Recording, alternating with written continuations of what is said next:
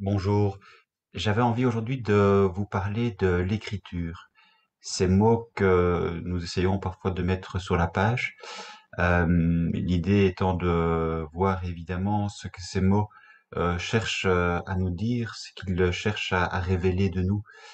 Quel est le sens finalement que nous donnons à notre écriture pour ceux qui ont écrit ou qui écrivent encore? Que cherchent-ils en fait au plus intime d'eux-mêmes peut-être à renaître, à naître peut-être pour la première fois.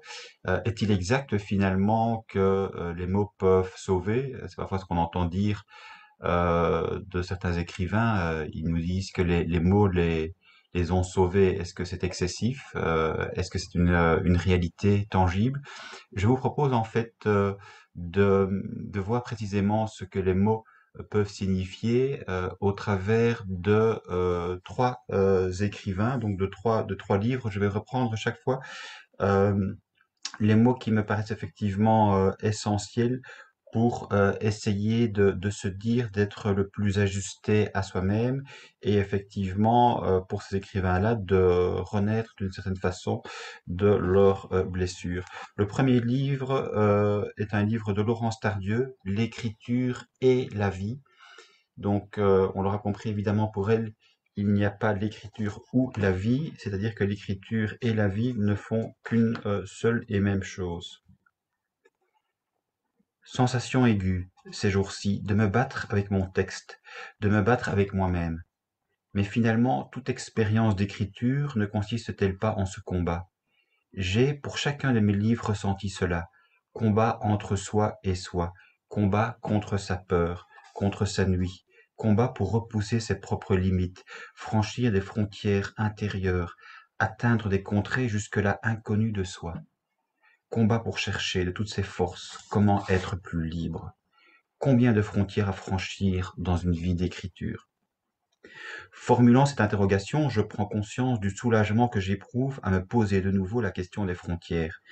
N'écrivais-je pas il y a quelques jours qu'au sortir de la confusion des peines, je me sentais dans un champ de possibles effrayant, je me sentais perdu dans cette immensité, je me sentais perdu avec ma liberté. Je me sentais perdu, comme si désormais il n'y avait plus de frontières à franchir.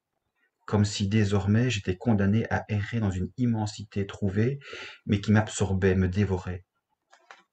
Je sens enfin ce matin qu'à nouveau je suis en chemin, bien que j'ignore comment, vers une nouvelle frontière, que je ne sais pas encore définir, mais dont ma perception encore intuitive légitime l'existence.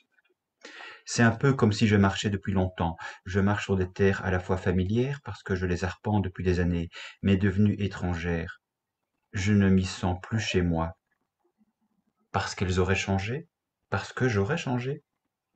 À présent, pour me sentir à nouveau chez moi et libre, il me faudra habiter ailleurs, franchir une frontière. Jusqu'à l'écriture de ce journal, j'étais encore sur ces terres auxquelles je ne me sens plus appartenir. Voilà pourquoi j'avais la sensation d'écrire faux. Oui, il me faut maintenant marcher, marcher, c'est-à-dire écrire, jusqu'à trouver puis franchir la frontière dont personne, cependant, ne m'a précisé la position géographique exacte. Écrire pour franchir les frontières et franchir les frontières sans savoir de fait où l'on va. Je pense que ceux qui écrivent au plus près à l'os sont effectivement des personnes qui savent ce que franchir une frontière veut dire et parfois la difficulté précisément à franchir quelque part les clôtures que nous sommes nous-mêmes, à tort ou à raison, forgés au cours de l'enfance souvent. Justement, parlant de l'enfance, je voulais également vous partager les mots d'une autre écrivaine, Laurence Nobécourt, Le chagrin des origines. Et elle écrit notamment ceci. Plus je vieillis, plus il m'apparaît à quel point, et même de façon extravagante, l'enfance nous conditionne et nous marque. Qu'il faut peut-être toute une vie pour s'en libérer, et devenir alors seulement soi-même, enrichi de tout ce dont on s'est défait, qui nous a constitués et modelés. Une vie entière pour être prêt à mourir enfin nu. Cependant, je vois bien que nous procédons par paliers pour avancer et nous enfoncer inexorablement dans la lumière, exactement comme sur le chemin d'écriture. Il y a ces moments où l'on croit tenir ce que l'on cherche, et qu'il faut pourtant remettre dans le grand chaos du vivant, afin d'affiner ce que l'on croyait avoir trouvé. Il n'y a pas de rapport sur soi plausible. Seulement le récit d'interprétations multiples, selon qu'on les observe à telle ou telle distance. Nous ne voyons jamais d'assez loin la trame de la tapisserie pour avoir la vision exacte du paysage qui la compose, et penchés trop près sur le tissu de nos existences, nous nous perdons dans l'imbroglio des écheveaux que nous prenons pour des faits. Seule la volonté de maîtrise vise à fixer ceux-ci, se bornant à la lettre au lieu d'en faire chanter l'esprit qui en porte l'issue. L'écriture, elle, ne cherche pas les faits. Elle vient touiller le réel pour en révéler une vérité encore inconnue de soi, faisant de chaque événement un événement vivant. Ainsi mesure-t-on la puissance du verbe qui, à revisiter le passé, en fait parfois surgir d'étranges boutures dans le présent. Le texte s'inscrit comme la glose d'une réalité qui n'en finit pas de se révéler, faisant advenir à la conscience tout ce qui en avait été nécessairement masqué pour ne pas sombrer, au point de manifester parfois cette part d'absolu qui nous échappe, cette complexité qui nous laisse abasourdis chaque fois qu'il nous est donné d'en effleurer la vision.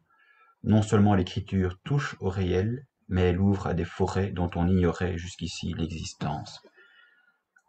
J'aime beaucoup ces derniers mots, l'écriture touche au réel, mais elle ouvre à des forêts dont on ignorait jusqu'ici l'existence. C'est le sens de l'écriture, peut-être effectivement de touiller ce réel pour le révéler plus amplement et nous faire découvrir de fait ces forêts que nous ignorions parfois, je dirais, dans leur essence même. Alors, troisième livre, cette fois-ci, c'est un homme que j'aime également beaucoup et que vous connaissez très certainement, mais je trouve que ces mots ont toujours le mérite d'être relus. C'est des mots tirés des lettres à un jeune poète de Rainer Maria Rilke. Et justement, il s'adresse à ce jeune poète qui est encore au début, qui essaie de trouver les mots de manière maladroite et qui finalement se cherche au dehors, alors que les mots ne peuvent venir que du dedans, en se fermant précisément à tous ces bruits qui peuvent venir de l'extérieur et qui nous parasitent finalement dans notre travail d'écriture. Vous demandez si vos vers sont bons. Vous me le demandez à moi. Vous l'avez déjà demandé à d'autres. Vous les envoyez aux revues. Vous les comparez à d'autres poèmes et vous vous alarmez quand certaines rédactions écartent vos essais poétiques. Désormais, puisque vous m'avez permis de vous conseiller, je vous prie de renoncer à tout cela. Votre regard est tourné vers le dehors. Mais cela surtout que maintenant vous ne devez plus faire. Personne ne peut vous apporter conseil ou aide, personne. Il n'est qu'un seul chemin. Entrez en vous-même. Cherchez le besoin qui vous fait écrire. Examinez s'il pousse ses racines au plus profond de votre cœur. Confessez-vous à vous-même. Mourriez-vous s'il vous était défendu d'écrire? Ceci surtout. Demandez-vous à l'heure la plus silencieuse de votre nuit. Suis-je vraiment contraint d'écrire? Creusez en vous-même vers la plus profonde réponse. Si cette réponse est affirmative, si vous pouvez faire front à une aussi grave question par un fort et simple « je dois », alors construisez votre vie selon cette nécessité. Votre vie, jusque dans son heure la plus indifférente, la plus vide, doit devenir signe et témoin d'une telle poussée. Alors, approchez de la nature, essayez de dire, comme si vous étiez le premier homme, ce que vous voyez, ce que vous vivez, aimez, perdez. N'écrivez pas de poèmes d'amour, évitez d'abord ces thèmes trop courants, ce sont les plus difficiles. Là où des traditions sûres, parfois brillantes, se présentent en nombre, le poète ne peut livrer du propre qu'en pleine maturité de sa force. Fouillez les grands sujets pour ceux que votre quotidien vous offre. Dites vos tristesses et vos désirs, les pensées qui vous viennent, votre foi, en une beauté. Dites tout cela avec une sincérité intime, tranquille et humble. Utilisez pour vous exprimer les choses qui vous entourent, les images de vos songes, les objets de vos souvenirs. Si votre quotidien vous paraît pauvre, ne l'accusez pas. accusez-vous vous-même de ne pas être assez poète pour appeler à vous ces richesses. Parfois, aux heures les plus sombres, je trouve qu'il est extrêmement dur d'écrire. C'est comme si, en fait, le puits était complètement bouché par d'énormes pierres et que finalement, les mots paraissent vides, paraissent trahir ce que nous voudrions dire. Et donc, c'est parfois effectivement, après des années et des années d'écriture, que l'on parvient un petit peu à mieux se connaître et donc du coup à trouver les mots justes. Et je pense que le pouvoir s'ajuster effectivement au plus près de ce que l'on est grâce à ces mots, c'est effectivement là toute la richesse et c'est ce qui fait également, je pense, la richesse d'une vie. Donc voilà ces trois petits partages qui m'ont personnellement touché. Et donc, je souhaite à celles et ceux qui ont le plaisir et parfois la difficulté d'écrire, eh bien d'être quelque part nourris par ces textes et peut-être auront-ils la possibilité de poursuivre plus amplement leur désir d'écriture. Merci et à bientôt.